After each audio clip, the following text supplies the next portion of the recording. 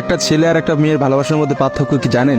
একটা মেয়ে একটা ছেলেকে পাগলের মতো ততক্ষণ পর্যন্ত ভালোবাসে যতক্ষণ পর্যন্ত না সেই মেয়েটা ওই ছেলেটার থেকে ভালো কাউকে পায়। আর একটা ছেলে যখন একটা মেয়েকে ভালোবাসে, তাকে যদি পৃথিবীর সব থেকে সুন্দর মেয়েটাকেও এনে দেওয়া হয়, তবু ওই ছেলেটা তার সেই ভালোবাসার মানুষটাকেই চয়েস করবে। এটাই হচ্ছে একটা ছেলে আর একটা মেয়ের ভালোবাসার মধ্যে পার্থক্য।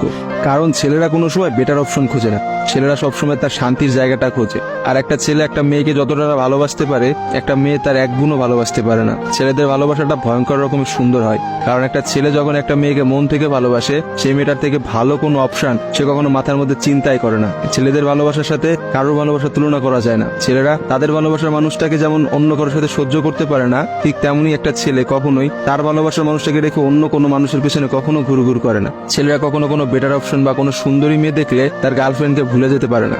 একটা ছেলের ভালোবাসা আপনি কখনোই একটা মেয়ের ভালোবাসার সাথে তুলনা করতে পারবেন না, কারণ মেয়েদের ভালোবাসাটা তো তুচ্ছ।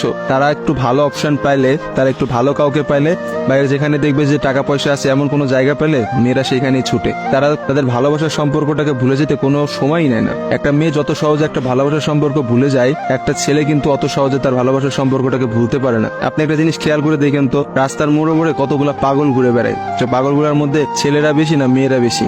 আসলে নারীর ছলনার কাছে হেরে গিয়ে কিন্তু ছেলেরা পাগল হয়ে যায়। আর তারাই কিন্তু সমাজে নানা রকম জায়গায় ঘুরে বেড়ায়। রাস্তাঘাটে দেখা যায়, বাজারে দেখা যায়, হাটে দেখা যায়, তাদের আসলে সব জায়গায় দেখা যায়। আর কয়টা মেয়েরা আপনি দেখছেন পাগল হইতে বলে? ভালোবাসা বিচ্ছেদের পর একটা ছেলে নিজেকে কোনোভাবেই ঘুরিয়ে নিতে পারে না, অথচ একটা মেয়ে কিন্তু খুব সহজেই তার নিজেকে ঘুরিয়ে নিতে পারে। একটা মেয়ে কিন্তু নতুন একটা সংসারে যায়, নতুন মানুষকে পায় এবং সে সবকিছু ভুলে যেতে পারে।